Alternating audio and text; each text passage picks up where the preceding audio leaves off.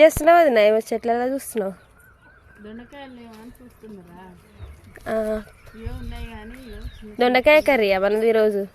లేవు, కొన్ని ఉన్నాయి చూసినా కానీ ఇట్లా పిందెలు ఉన్నాయి అన్నమాట. ఇవి ఇంకొక 2-3 రోజులు అయితే లడ్డుగా అవుతాయి.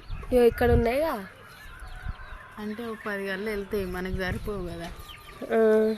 అందుకే కరివేపాకు చెట్లు చూడదు. చాలా మంది అయితే కరివేపాకు చెట్లను చూపించండి అని అయితే అడుగుతున్నారు. మాదైతే ఇది చాలా పెద్ద చెట్టు. అవును, మస్తు పెద్దగా ఉంది చెట్టు.